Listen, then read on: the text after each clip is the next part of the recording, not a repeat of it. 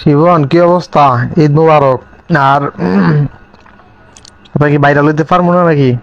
এখন কথা হচ্ছে ভাইরাল হবেন আর বাপ সহ হবেন। কথা হচ্ছে আপনি চুল কবে কালার করবেন এটা আগে ঠিক করেন। হ্যাঁ, মানে আমি সেলুন দেখতেছি, ঠিক আছে? আপনি আগে চুল খালি লাল করা লাগবো, পরেরটা পরে দেখা যাবো না, বুঝছেন নি? ইসলাম কি আপনার বাপ দাদার সম্পত্তি? ভাই দিক তাকান, আপনি দিক তাকান। ইসলাম কি আপনার বাপ দাদার সম্পত্তি? তাইলে আপনারা যেমন ইচ্ছা তেমন করলে হইব? আমার ব্যক্তিগত কারণে আপনি কোন মাদ্রাসায় পড়ছেন? আপনি কোন ভাই? এই যে মুসলিম টিভি তাশরিফ খান, মাওলানা তাশরিফ খান আপনাকে এবং মুসলিম টিভি যে যিনি চেয়ারম্যান, যিনি পরিচালক, তিনি কিন্তু আপনাকে স্ট্রাগল করে এস্টাবলিশ করার জন্য অনেক চেষ্টা করছে কিনা সেটা বলেন। হ্যাঁ, তাহলে তাদের মেহনতকে আপনি অবজ্ঞা করে আপনি এই যে ভণ্ডামি সেজে, টিকটকার সেজে, নোংরামি করে আপনি ভাইরাল করে, আপনি তো মুসলিম টিভির পরিচালক এবং তাশরিফ খান সহ বাংলাদেশের সকল হক্কানি ওলামা ইকরামদেরকে আপনি ব্যঙ্গ করছেন, অপমান করছেন আপনার নিজের গোলামির কারণে।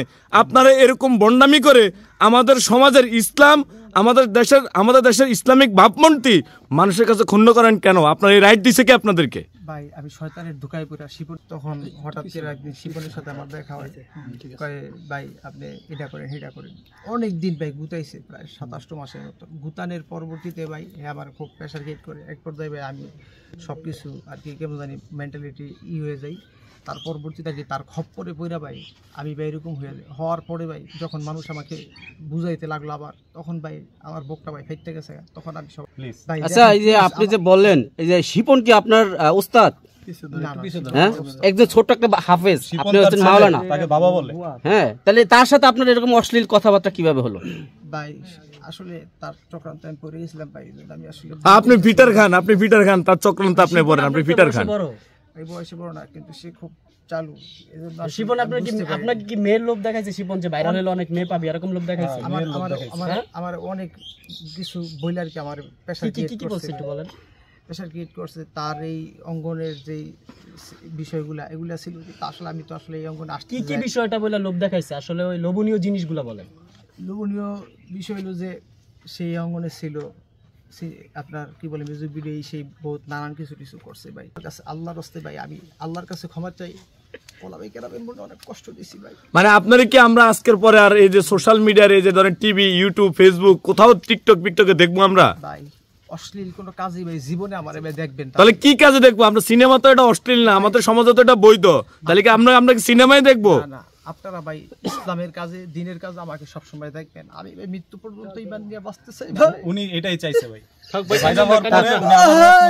বুঝাইছে ভাই আপনার মতো লোক, আপনি কি করে এই কাজে গেলেন ভাই? তখন আমি ভাই আবার কলজাটা ছিঁড়ে গেছে। আমি ভাই আমার মাফ করে দেন ভাই, আপনারা আমারে মাফ করে দেন। তুমি অসম্মান করা যাবে না ভাই। আলেম হয়ে আপনি যে কাজটা করছেন আর আপনার ভয়েস রেকর্ডের মধ্যে যা আমরা শুনছি, দেশবাসী সবাই মনে করছে আপনারা নিয়ে নাটক করছে। এখানে যারা যে ইন্টারভিউ নিচ্ছে কেউ আপনার সাথে নাটক করছে? আচ্ছা, এখন এইটা যে করতেছেন এটা কি অভিনয় নাকি? ভাই এটা কি ডিরেক্টর আছে এখানে? আমাকে যখন না ডিরেক্টরশিপ নাই তো, কান্না চোখে পানি আসে না কেন আপনার? ঘটনা কি? যখন কিরা ভাই মানুষ বুঝাইছে যে ভাই আপনি এই কাজে গেলেন ভাই, আপনি কি জানেন না মানুষ মরে যায় ভাই? আমার টনকে লাগা দিছে ভাই, আমি তো মরে যেতে পারি ভাই।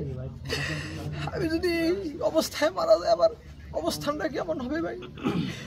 আমি এই জন্য আপনাদের সামনে ভাই। আচ্ছা, শিপন যে আপনারা 4-5টা কথা বলছে, এই কথাগুলো একটু সবার সামনে বলেন।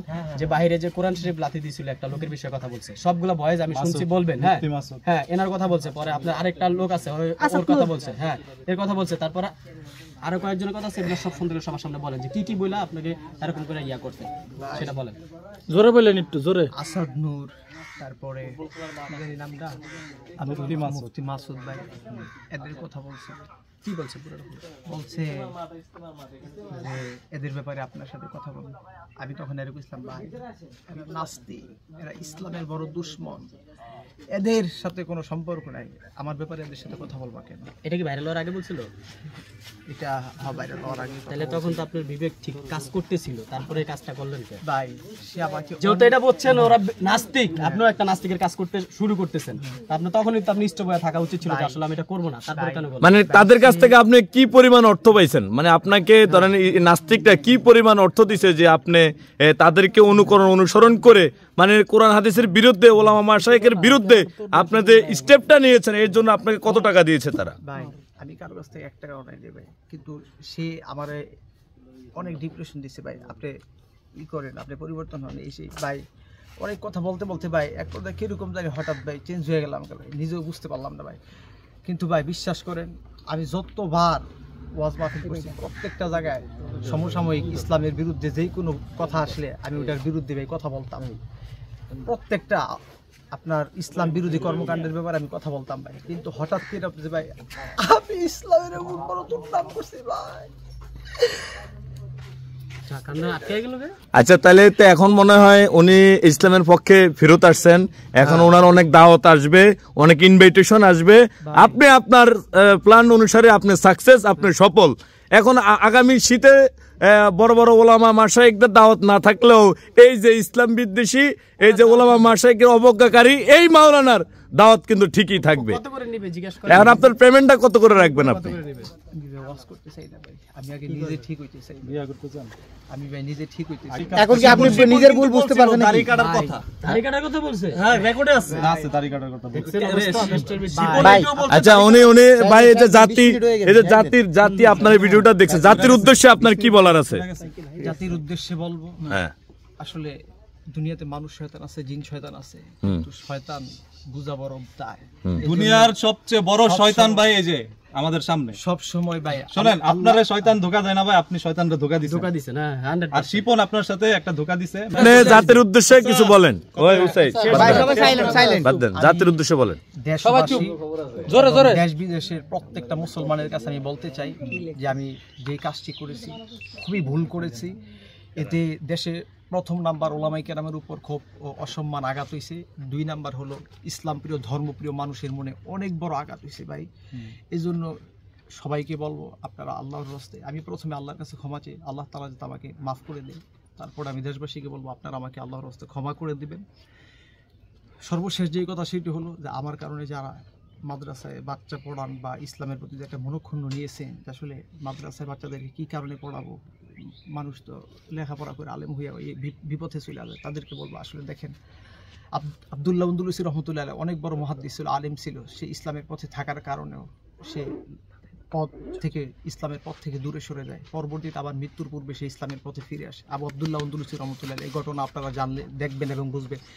সেই ক্ষেত্রে বলবো আপনারা আমার জন্য সকলে দোয়া করবেন, আল্লাহ তাআলা যাতে আমাকে ইমানের সহিত মৃত্যুবরণ করার তৌফিক দান করে এবং মাদ্রাসা, মসজিদ, ইসলাম, ধর্ম, ওলামায়ে কেরাম সকলকে আপনারা সম্মান করবেন, শ্রদ্ধা করবেন, সহযোগিতা করবেন, কারণ ভাই ইমান নিয়ে মরতে হবে।